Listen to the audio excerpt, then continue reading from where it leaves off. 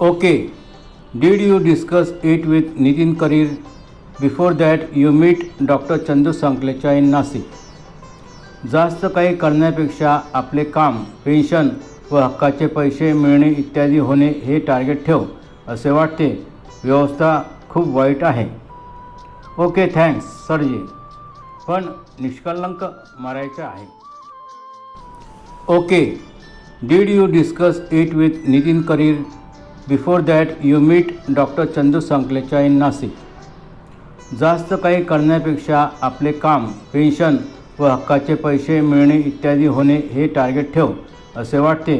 व्यवस्था खूप वाईट आहे. ओके थँक्स सरजी, पण निष्कलंक मारायचं आहे.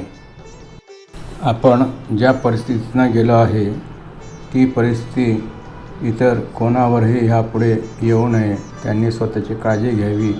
ह्या अनुषंगानं मी आरोग्य खात्यातील आमचे संपर्कातले अधिकारी व कर्मचारी यांना यावल गृहलक्ष्मी फाईल्स ह्या सत्राद्वारे त्यांचं जागृती करण्याचा प्रयत्न सुरू केल्यानंतर आणि सुरुवातीचे व्हिडिओ मी यूट्यूबवर टाकल्यानंतर माझ्या काही मित्रांनी मला प्रकर्षाने सांगितलं की अरे बाबा, ह्या गोष्टी कुठे पडत आहे, लोकांना काही कळत नाही का, लोक काय झोपलेले आहेत का, जाऊ दे, हे शासन तसंच आहे, लोक तसेच आहे, तू किती डॉक्युमेंट्स मागण्याचा प्रयत्न केलेला दिसतो आहे परंतु तुला यांनी साथ दिलेली नाही. तू तुझ्या पेन्शनच्या बेनिफिटवर लक्ष दे.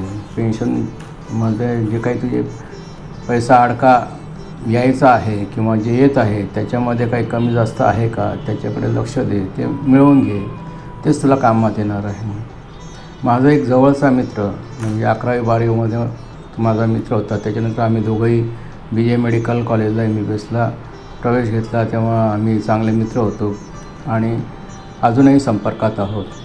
आणि त्यांनी मला व्हॉट्सअपवर मेसेज केला, अरे बन्सी म्हणे, ह्या लोकांच्या नादी लागू नको, लोक आजकालचं वातावरण काही चांगलं नाही आहे, सोडून दे, तू फक्त तुझ्या पेन्शनच्या बेनिफिट्सकडे लक्ष दे.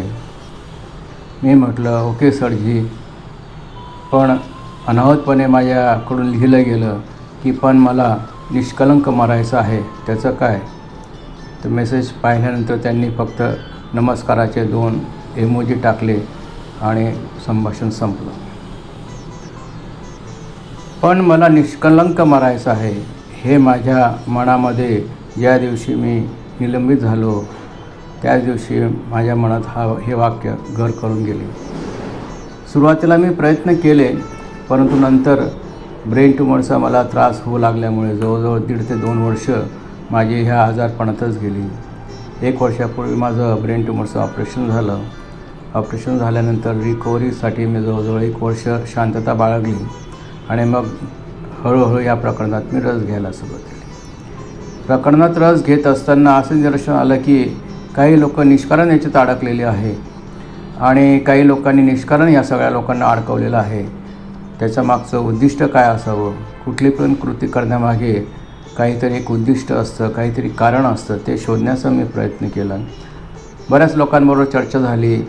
जी लोक आमच्याबरोबर बाधित झालेली त्यांच्यावरही चर्चा झाली आणि मग सगळ्या प्रश्नांची उकल हळूहळू होऊ लागली. आणि जशी जशी ह्या प्रकरणातील अभिलेखे, दस्तऐवज नसती माहिती मिळू लागली तसं तसं अजून चित्र हे प्रकाशमय होऊ लागलं आणि म्हणून मी याच्यावर लक्ष घातलं. तर मित्रांनो, सगळ्यांनी मला सल्ले दिले की तू तुझ्या तब्येतीकडे लक्ष दे, तू तुझ्या बेनिफिट्सकडे लक्ष दे.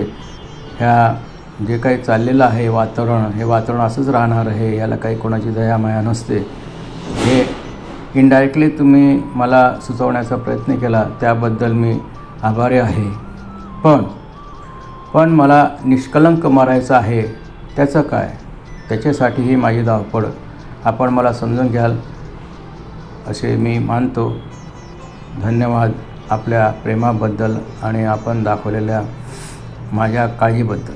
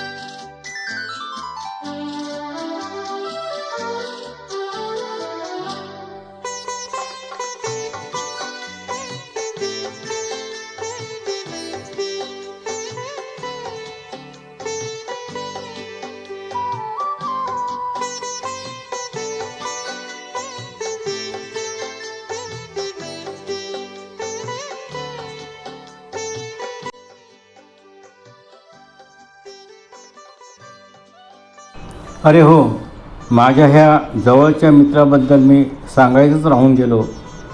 हा माझा जवळचा मित्र म्हणजे डॉक्टर धनंजय नेवाडकर, एक नावाजलेला सामाजिक कार्य करणारा माझा हा मित्र धुळ्यामध्ये राहतो आणि त्यानेच हा मला मेसेज पाठवला होता आणि त्यावरूनच माझ्या मनात हे विचार आले.